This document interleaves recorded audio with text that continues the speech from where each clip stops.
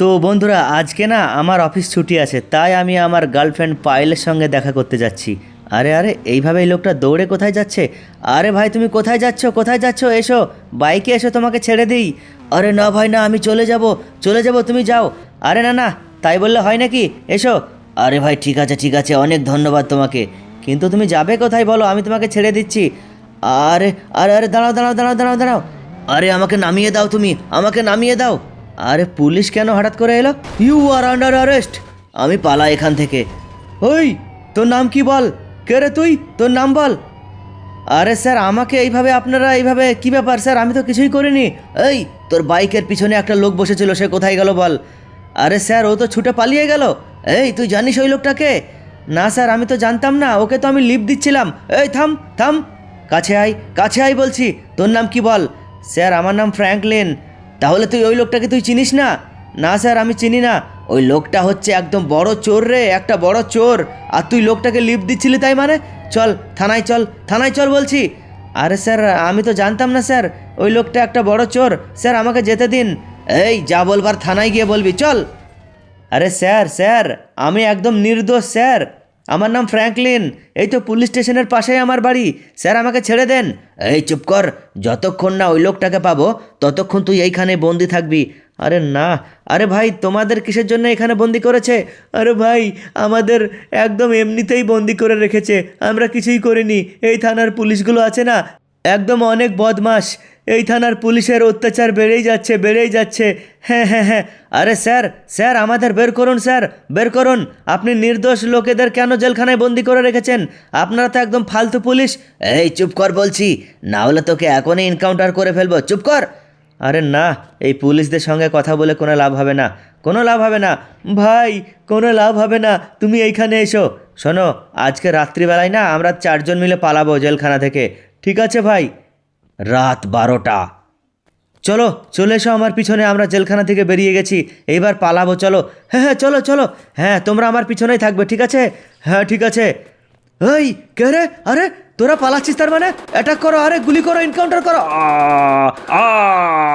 এই তোরা কোথায় পালাচ্ছিস রে? আরে না আরে না আরে না, আমার সাথী 3জন মারা গেল, এইবার কি হবে? আমি পালাই। আমার সাথে যারা 3জন ছিল কয়েদি, তারা কিন্তু এনকাউন্টার করে, মানে পুলিশে এনকাউন্টার করে দিয়েছে, তারা মরে গেছে। আমাকে পালাতে হবে এখান থেকে। বন্ধুরা তো দেখতেই পাচ্ছ, জেলখানা থেকে আমি পালাতে যাচ্ছিলাম, আমার সাথে 3টে লোক ছিল, ওই 3জনকে এনকাউন্টার করে মেরে ফেলেছে পুলিশ। এবার আমি কোথায় পালাবো? আমার পিছনে তো পুলিশ। আরে না, আমি কি ফাঁসায় ফেসে গেলাম? আরে না বন্ধুরা, আমি না আমার নতুন বাড়িতে এসে পড়েছি। এখানে আশেপাশে পুলিশ কিন্তু ঘোরাঘুরি করছে, আমি আমার এই বাড়িতে এখন লুকিয়ে থাকবো, ঠিক আছে বন্ধুরা? দেখো আশেপাশে পুলিশের গাড়ির শব্দ শুনতে পাচ্ছি, চারিদিকে পুলিশের গাড়ি লেগে আছে, ওই দেখো পুলিশের গাড়ির লাইট জ্বলছে। আমি না এই পুলিশগুলো যখন চলে যাবে তখন রাতারাতি আমি চলে যাব ভিলেজ এলাকায়। আমার ভিলেজ এলাকাতে একটা বাড়ি আছে, আমার না গ্রামে একটা বাড়ি আছে, ওইখানে গিয়ে 2-4 দিন থাকবো, তারপরও আবারও ফিরে আসবো ইন্ডিয়ান বাইক ড্রাইভিং 3D। হ্যাঁ তাছাড়া কোনো রাস্তা নেই, পুলিশ এখানেই দাঁড়িয়ে আছে। সকালবেলা। রকি তুই তো Indian bike driving 3D city গেছিলি, পয়সা কোথায়? দে পয়সা দে। আরে ভাই আমাকে না পুলিশে তাড়াচ্ছিল, তাই আমি বেঁচে ফিরেছি। একটা লোক আমাকে লিফট দিয়েছে, ভাগ্য ভালো, ওই লোকটার কারণে আমি বেঁচে গেছি। শোন এর পরের বার যদি তোর কোনো ভুল হয় তোকে মেরে ফেলবো। আরে ঠিক আছে বস। শোন শহরে এখন 2 দিন কেউ যাব না আমরা, শহরে পুলিশের অনেক চাপ বেড়ে গেছে। আজ থেকে আমরা গ্রামেই ব্যবসা করব, এই রাস্তা দিয়ে যে যাবে তার কাছ থেকে আমরা পয়সা কেড়ে নেব। ওকে বস, কাউকে আমরা ছাড়বো না। ঠিক আছে বস, তাহলে কাজ শুরু করে দে কাজ। তো বন্ধুরা ফাইনালি না আমি রাতারাত একদম চলে এসেছি গ্রামে, ভিলেজ এলাকায় পুলিশের ভয়ে। কি করব বলো, কিছুই করার নেই, ফালতু পুলিশের সঙ্গে ঝগড়া করে তো কোনো লাভ হবে না। এই তো আমি এসে গেছি আমার গ্রামের বাড়িতে। এই দেখো আমি এসে গেছি বন্ধুরা, এটা হচ্ছে আমার গ্রামের বাড়ি। আরে এই লোকগুলো আমার পিছনে এইভাবে দৌড়ে আসছে কেন? ওই থাম থাম বলছি, দে ব্যাগ দে ব্যাগ দে ব্যাগ দে। আরে আরে ভাই তোমাকে তো চেনা চেনা লাগছে। আরে ও ভাই তুমি সাদা শার্ট পরে আছো, সাদা জামা পরে আছো, তোমাকে তো আমি চিনতে পারছি। গতকালকে তোমার জন্য আমাকে পুলিশ স্টেশন যেতে হয়েছিল। এই চুপচাপ টাকা বের কর বলছি। হ্যাঁ হ্যাঁ টাকা দিচ্ছি, থাম। তুই কোথায় পালাচ্ছিস? তোকে প্রথমে দিই। তো টাকা নিবি তোরা? আরে না, আরে না, তোদের সবাইকে মারবো। আর এই সাদা শার্ট পরে আছে এটাকে আমি নিয়ে যাব Indian bike driving city police station. চল আমার সঙ্গে চল। না আমি তোর সঙ্গে যাব না, চল বলছি, না হলে তোকেও না ওদের মতো মেরে দেবো, চল। আরে ভাই ভাই তোমার কত টাকা চাই বলো, আমাকে ছেড়ে দাও ভাই, আমাকে থানায় নিয়ে যেও না। চুপ কর, তোর জন্যে আমি ইন্ডিয়ান বাইক সিটি থেকে চলে এসেছিলাম ভিলেজে।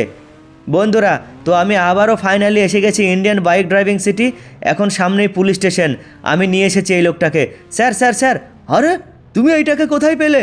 স্যার এ ভিলেজ এলাকায় লুকিয়েছিল। ফ্র্যাঙ্কলিন এ অনেক খাতারনাক, তুমি তাড়াতাড়ি জেলখানায় ভরে দাও। হ্যাঁ স্যার ভরে দিচ্ছি আমি, চল ঢুক ঢুক। আরে না আমাকে ছেড়ে দাও, আরে ছেড়ে দাও আমাকে। চুপ কর, এখানেই থাক তুই আজ থেকে, তোর জন্যে আমি ফেঁসে গেছিলাম। স্যার তাহলে আমি এবার যেতে পারি তো? আরে হ্যাঁ ফ্র্যাঙ্কলিন, তোমাকে না আমরা বিনা কারণে বিনা দোষে আমরা জেলখানায় ভরেছিলাম, মাফ করে দিও স্যার। আচ্ছা স্যার ঠিক আছে স্যার, তুমি যেতে পারো ফ্র্যাঙ্কলিন। আচ্ছা ঠিক আছে, ধন্যবাদ স্যার, তুই থাক এইখানে। ফ্র্যাঙ্কলিন তোকে ছাড়বো না আমি। আচ্ছা ঠিক আছে, তোকে দেখে নেবো আমি। বন্ধুরা, তো ভিডিও কেমন লাগলো অবশ্যই তোমরা কমেন্টে জানাও, আর ভিডিওতে লাইক করতে ভুলে যেও না, লাইক করে দাও।